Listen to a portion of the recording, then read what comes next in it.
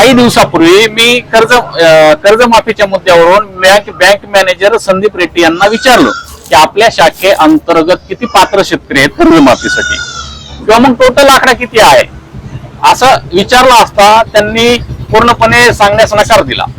तर ठीक आहे, काय हरकत नाही, त्यांनी नकार दिला, सांगू शकत नसतील तर मी त्यांना म्हणलं की तुमच्याकडून आमचं समाधान होत नाही, तुमच्या वरिष्ठांचा नंबर द्या, मी त्यांच्याशी बोलतो आणि मी त्यांच्याकडून माहिती घेतो. तर त्यावेळेस त्यांनी म्हटलं की मी त्यांचा सुद्धा नंबर देऊ शकत नाही. मी म्हणलं हे असं नसतंय, तुमच्याकडून समाधान होत नसेल तर आम्ही वरिष्ठांना बोलू शकतो, तुम्ही त्यांचा संपर्क द्या. ते पुन्हा म्हणले मी देऊ शकत नाही. तर मी म्हणलं हे असं मगरूरीनं बोलणं बंद करा. या भागातल्या लोकांसोबत तुम्ही समन्वयाने वागलं पाहिजे. तुम्हाला कोणी इथं शिवी देत नाही, कोणी तुम्हाला धमकावत नाही, आणि तुम्हाला व्यवस्थित कोणी बोलत असताना तुम्ही व्यवस्थितच बोला ना.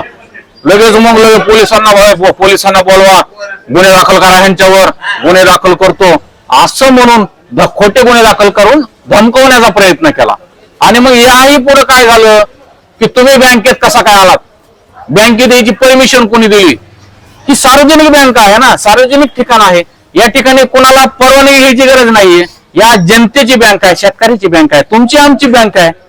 अधिकारी असतो म्हणजे तो लोकसेवक असतो. इथे ते आपली सेवा करण्यासाठी आहे. आपल्याला कोणाची परवानगी घ्यायची गरज नाही.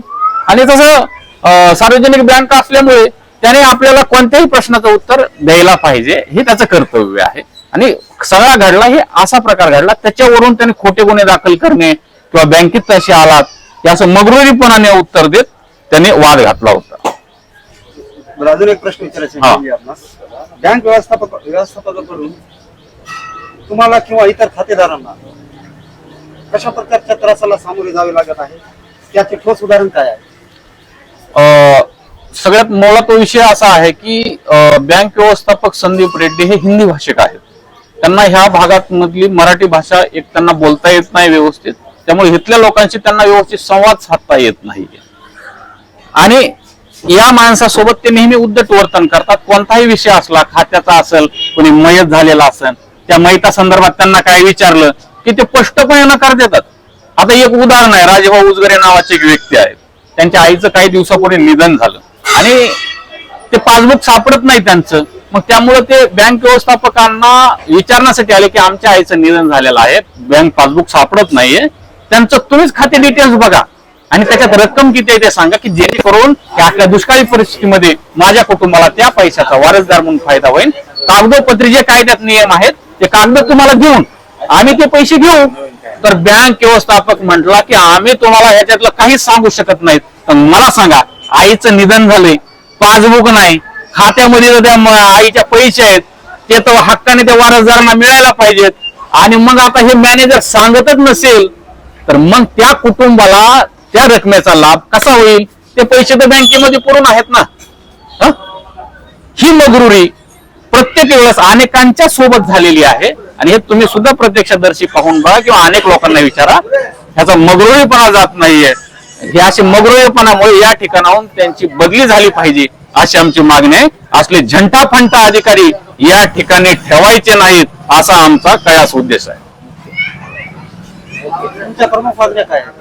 आमची प्रमुख मागणी अशी आहे की हा मराठी भाषिक असल्यामुळे हा एरिया किंवा महाराष्ट्र मराठी भाषिक आहे, तर त्यामुळे या ठिकाणी मराठी भाषिक अधिकारीच या ठिकाणी द्यावा, जेणेकरून लोकांसोबत व्यवस्थित बोलेल, संवाद साधेल, समन्वय राहील.